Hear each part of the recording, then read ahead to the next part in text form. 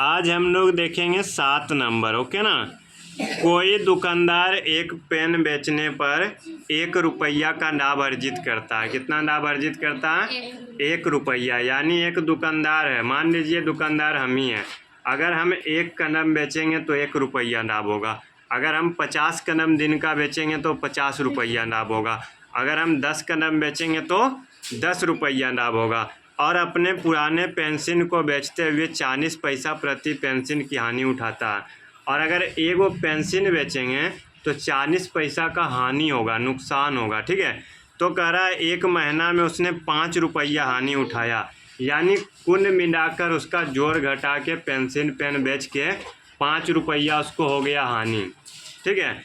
तो कह रहा है कि उसने 45 पेन बेचे, तो बताइए उसने पेंसिल कितना बेचा था। पेंसिल कितना बेचा था? देखिए 7 है ना, 7 का 1 कुल हानि 5 रुपया।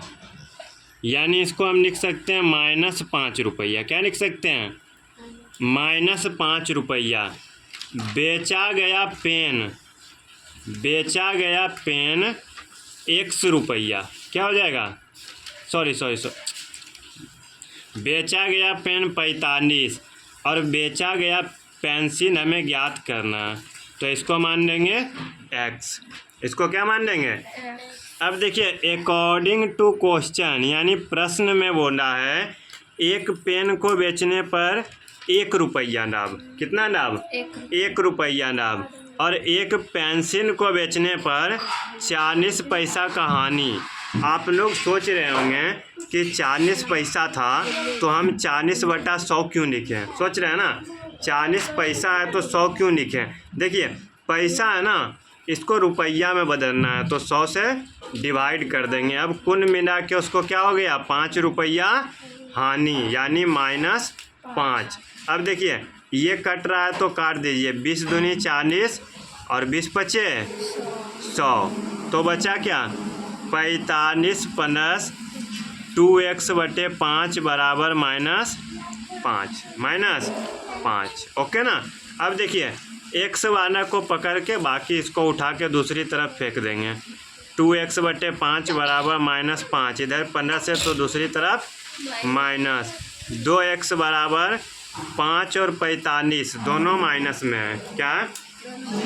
तो माइनस प्लस, लेकिन साइन माइनस का रह जाएगा तो -50। अब देखिए ये क्या है? 2/5, तो इधर जाएगा तो हो जाएगा 5/2। 5/2। अब देखिए ये कटेगा 25 दूनी 50, 25 दूनी 50। लेकिन एक चीज़ है कि माइनस में आंसर नहीं आना चाहिए था। तो देखिए हमने कहाँ गलत किया, थोड़ा सा ध्यान दीजिएगा।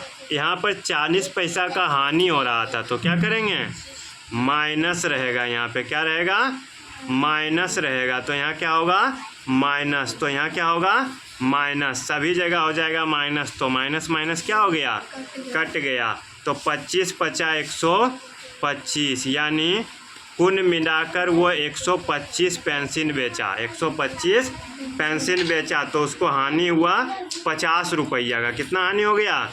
50 रुपया का। वो पेन को कमा के 45 रुपया कमाया था और 50 रुपया हानि हुआ, तो कुल मिला के जोड़ तंगार के उसको 5 रुपया का हानि हो गया। 45 रुपया फ़ायदा हुआ, 50 रुपया इधर नुकसान हुआ, तो बचा के घटा जोड़ के 5 रुपया उसको नुकसान हुआ। चलिए दूसरा प्रश्न में कहता है अगला महीना में उसे ना तो लाभ हुआ ना ही हानि, यानी टोटल जोड़ के जीरो। यदि इस महीना में उसने 70 पेन बेचा। कितना बेचा?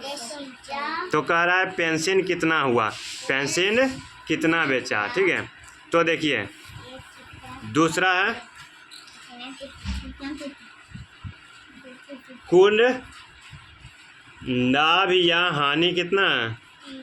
0। पेन कितना बेचा? 70। पेंसिल हमें ज्ञात करना है। पेंसिल क्या करना है? निकालना है। पेंसिल हमें प्राप्त करना है, पेंसिल की संख्या।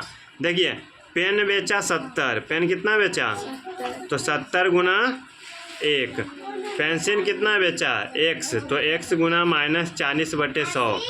ठीक है, 40 पैसा है तो रुपया में बदलने के लिए 100 से डिवाइड कर देंगे। कुल मिला करके 0, कुल मिला करके क्या हो गया? 0। अब देखिए यहाँ कटेगा तो काट दीजिए।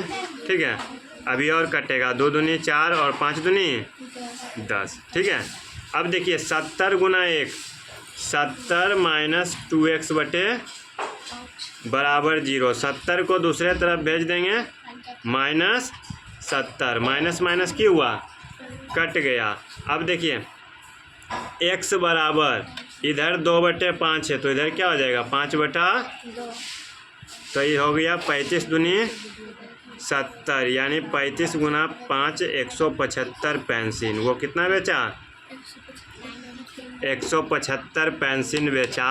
तो जिससे कि उसको जो पेन में 70 रुपया लाभ हुआ था, पेंसिल में जब वो 175 बेचेगा ना तो उसको 75 रुपया हानि हो जाएगा। तो कुल मिला करके कितना हो गया? 0 हो गया। कुल मिला के क्या हो गया?